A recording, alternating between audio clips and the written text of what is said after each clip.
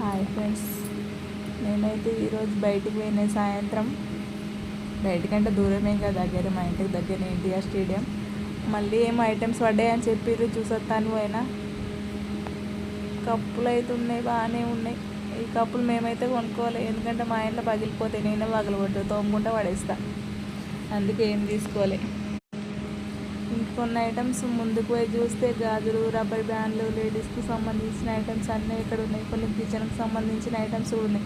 మా ఆయన ఇక్కడ ఉంది, ఎగ్గునేమో చేతి పట్టి చెంచా పట్టి కలపకుండా దాని పట్టి కలుపుతాను, అది తీసుకున్నాడు.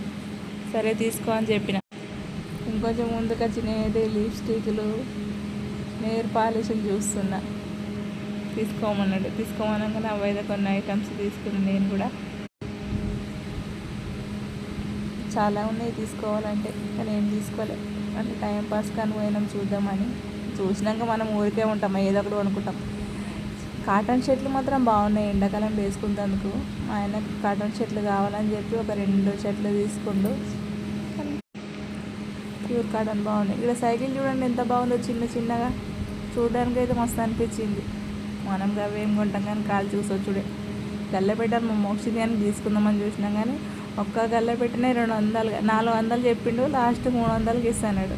వద్దని చెప్పి ఆన్నే పెట్టేసి వచ్చినాం కాళ్ళు చూసి. ఈడ పిల్లలు ఆడుకోవడానికి బాగుంటుంది, బయటికి రాగానే పిల్లలు ఆడుకోవడానికి నేనైతే బాగుంటుంది. ఈడ కూడా డ్రెస్ మెటీరియల్ ఉన్నాయి, ఏం తీసుకోవాలి. 2 కాటన్ షర్ట్లు తీసుకుంటాం మా ఆయన. ఇక్కడ కూడా గల్లెబిడ్డలు బాగానే ఉన్నాయి, నేను తీసుకోవాలి, కానీ చూసి వచ్చినాం అంతే. వెరైటీ ఐటమ్స్ ఉన్నాయి. ఇక్కడ చూస్తేనే అర్థమైంది, గ్రౌండ్ చూడండి ఎంత పెద్దగా ఉందో. కానీ సమ్మర్లో మాత్రం మస్తు ఉంటుంది, చల్లగా గాలి వస్తుంది అక్కడ. ఓకే, ఇంట్లో ఉండి బోరు కూడా తిడబోయి మస్తు టైం పాస్ చేయొచ్చు. ఓకేనా, బాయ్.